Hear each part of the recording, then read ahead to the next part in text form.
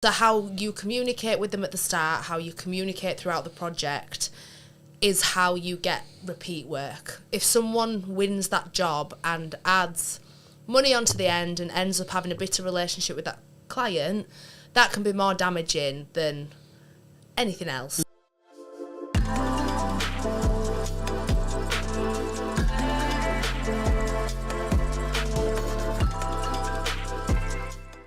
This episode is just doing a quick episode on how we support landscapers to grow, not as a company, well, as a company, but also the tips and tricks that we'd give, maybe from just a business point of view of how people... I've not had that near, I apologise if you can't hear me for the first bit.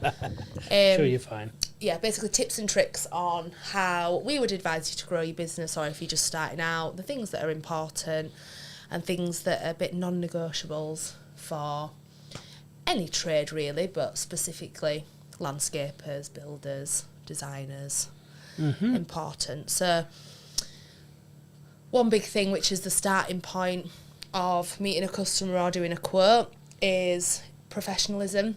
Yep. And how you present yourself. Yeah.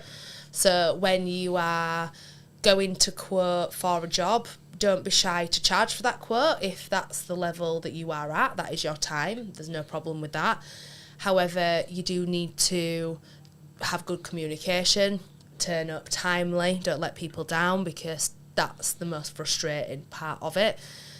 Communication, being timely, how you present yourself, and also the knowledge and information you convey when meeting that person. Yep.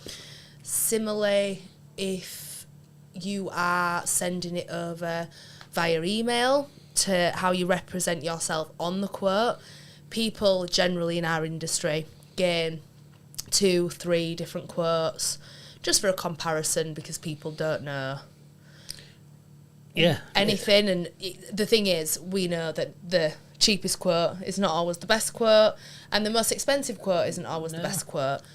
But how you present yourself as your company is what's really important, like conveying to the customer why, being a bit different. I think if you can help stack the cards in your favour, would be a phrase I'd use. So yeah, if everybody would be sort of like quoting to do the similar sort of job, you'd hope to the same standards, you know. And like you say, yes, if people are cutting corners and such, then they are going to be cheaper, etc., things like that. But if you were quoting like for like, and you could portray yourself being more professional than Joe Bloggs, who comes in, who gives you a fag packet type of quote, and you can give yourself a professional quote with terms and conditions, everything else like that attached, and everything that you might want to be seen as being professional. It's trust building. Yeah. It's like also information. So when you are discussing the garden with them, like put your point in as well, like what you do differently, how you would do things, showcase your knowledge, because people feel more comfortable with someone that it's like, you've got it, you know this, it's comfortable because the knowledge has been conveyed correctly. Yeah, and you will be surprised that sort of like, well, probably... Hence one of the reasons why we do this podcast. Yeah, exactly, yeah. Well, obviously I'm saying you will be surprised, but probably landscapers won't be surprised how basic knowledge is not particularly known, you know, by a householder. You know, you might think that people know what you're on about when you're talking about different things, and they might want something, but it's not feasible because of certain ground conditions or levels or whatever. But yeah, I think when people are talking to the customer, I think you know, yes, they want what they want, which is great, but be realistic with it as well. And don't people please. Yeah, absolutely. Don't just say, oh yeah, of course we can do that, and then sting them with a bill because you've had to dig this and this and do whatever else. Yes, that might be the case, but if you can preempt that and forewarn people that, yes, my quote might be more expensive because of X, Y, Z, rather than, oh yeah, I'll do it for X amount and it be add-ons afterwards. But yeah, I think a really good thing as well. Yeah, definitely. I think a really good thing as well is actually putting the question back. So when you are quoting something out, if you know that you do everything properly, no corners are cut, you go above and beyond the standards of what people set. So we come across the same problems day in, day out. So not priming the back of the slabs, not putting enough groundwork in depth-wise so it fails, using the wrong material on top, using the wrong material for jointing, grouting. And I think if you convey the things of how you're going to do it and what to watch out for when you are looking at a cheaper quote, or at least questions that they can ask someone else to ensure that it's getting done correctly, I think that also puts you in a good position because you're demonstrating correct practice. Yeah. And if they can afford to go with that quote or it's not suitable for them at that time, at least they've asked the questions, because they might be fine with that as well. Like some people don't always want the top-notch job, but the information and communication is important because then they're aware of what type of job they're getting. Yeah, and again, we say about it. It doesn't matter the size of the actual project is irrelevant at the time of what I'm trying to say is that the size of the project doesn't really matter to the landscaper, because whether it's 10 square metres that somebody's wanting doing or 1,000 square metres, the same time, care, professionalism has to be put into doing that. But it can be so different, like we've said in previous episodes. So if your access is tight, there'll be a lot more labour hours on. People might misjudge that and add hours onto you, like you've said at the end. So communication is massive. Massive. Yeah. Realism, being realistic, I think, is a massive thing to people. As you know, not promising the world and delivering nothing. Yeah. And again, not underestimating the actual project and how it might be more difficult than it actually is, than just a 10 square metre patio is sort of like, might seem, it's X amount per square metre, but if it's up a hill doing whatever else like that, could be more than doing whatever. So communication is a way to grow your landscaping business. I think as well, one big thing is when you are completing projects, word of mouth is your best referral. So we'll go through some parts of where you can advertise and where's good for advertising, especially free advertising, of how you do it. But I think word of mouth is always the most important, because I know a lot of landscapers that they'll end up on the same street for like 3 years just because of referrals. Literally, yeah. So how you communicate with them at the start, how you communicate throughout the project, is how you get repeat work. If someone wins that job and adds money onto the end and ends up having a bitter relationship with that client, that can be more damaging than anything else. So I think it fits into it all. When you're advertising yourself, it's really important to show up on all platforms. So we know that the search is changing, it's not all fired through Google anymore.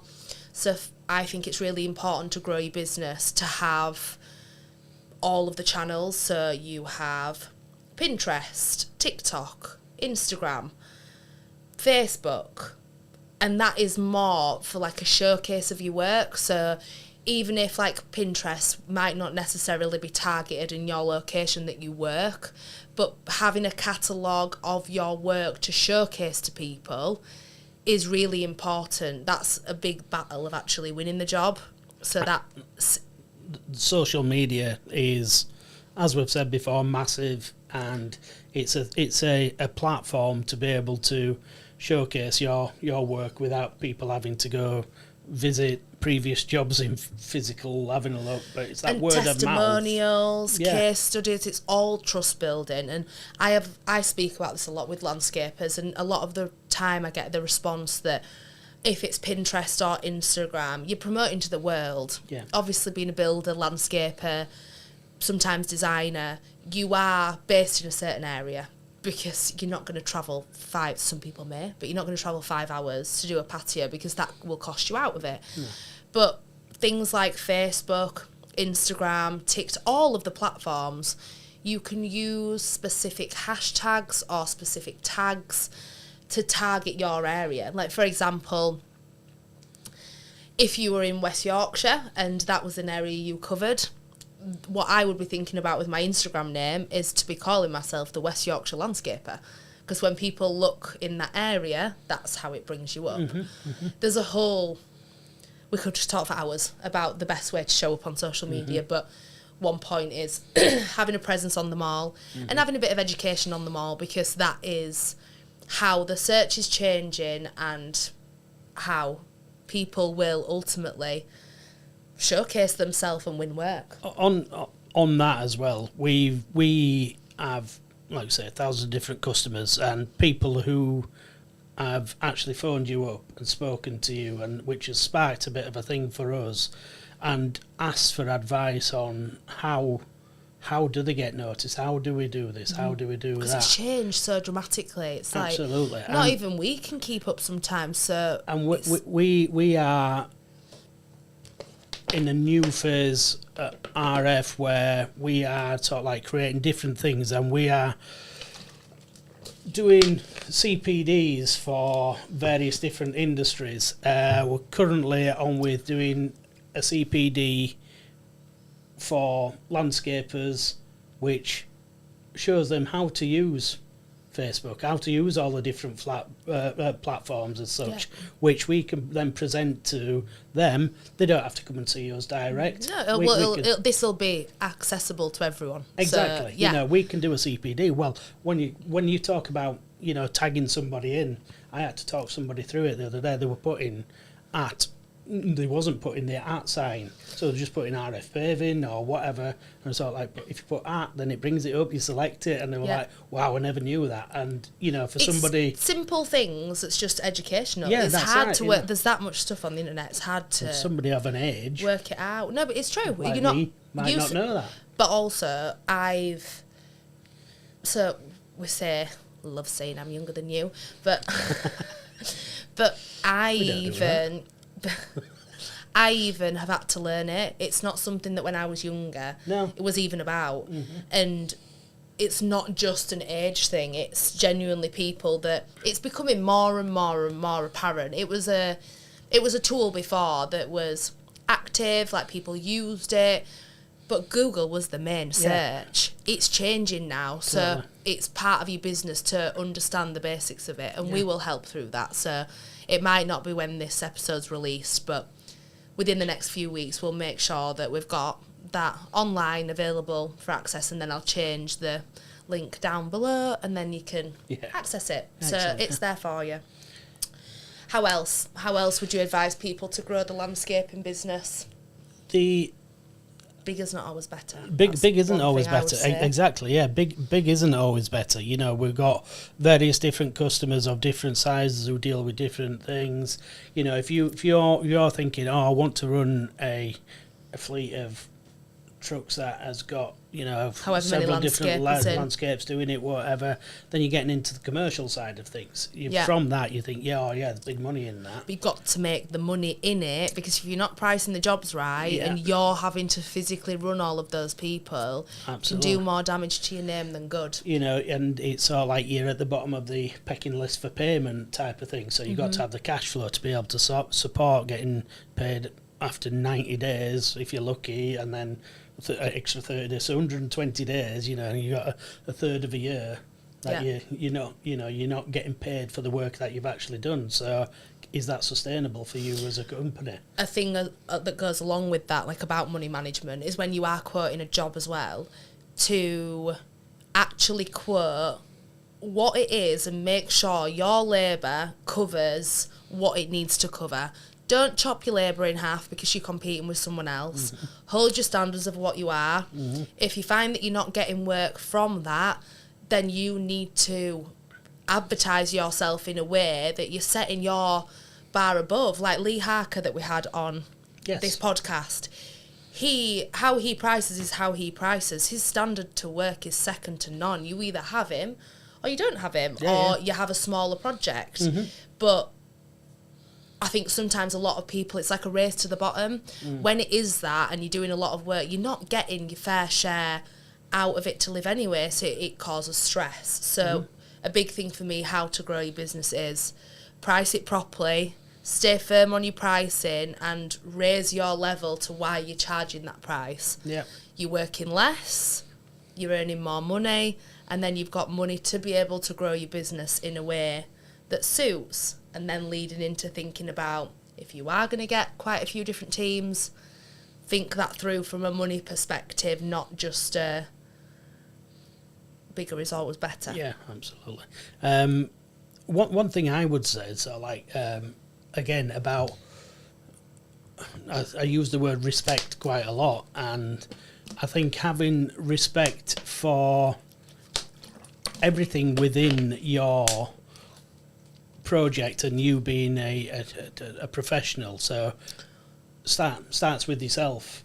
Have respect for yourself, and like you've just said about, sort of like price yourself where you think you need to be, and stick to it, and stick to your guns. Have respect for your tools, your equipment, everything, your workers, your suppliers, and especially your customers. Absolutely. And and I think if you can respect everything that is to do with your project, I think that builds a platform that is second to none in everything, because we have different people who come to us, and different, like I said, different levels of progress. People have just started right through to very established, but they all respect us as a supplier to be able to sort of like give them the best possible service that we can do, which is great. So then if they respect their customers, their employees, which we often see, that the guys that use us don't swap and change men every now and again. They're all sort of like, the regulars that come into our depots and such, is like, you can see the same lads coming in and out, and it's great. So and it's important to know, like, when we're talking about suppliers, like where you get your paving from. Yeah. By them being able to say where you get your paving from, and your supplier can also back you up, and you can go see the supplier. Yeah. You're not hiding anything, are you? No, You're absolutely. building trust and respect Well, within everything that you're doing. They send their customers into us to be able to choose to give education from exactly, that point of view, and that's really good. Yeah. So to summarise, how we would suggest growing your landscaping business. So social media, Definitely. looking at all the different platforms, and showing up on the internet more than you did before. Also using targeted methods to come up in your area, basically. So it's not just for vanity, it's actually to gain your business. There's different levels in it, but to gain business-wise. Yeah, to gain business-wise, yeah. There's obviously the whole creator thing, which is also, different subject. But different subject. Other points are for your communication, how you show up, how you respect everyone in the chain, down from suppliers to customers, knowing and holding your value, and also making sure that each part of it you're doing correctly, because the word of mouth on even a starter job, it's unbelievable how much that can snowball and turn into an easy way of getting business. Yeah, I think a mixture of all that gives you the integrity, and it gives you the, like I said before, stacking the cards in your favour against pricing against somebody else. If you can do those things, then you're not going to win every job, but at least you're going to put yourself in a position to be able to perhaps pick and choose jobs that you actually want to do. Absolutely.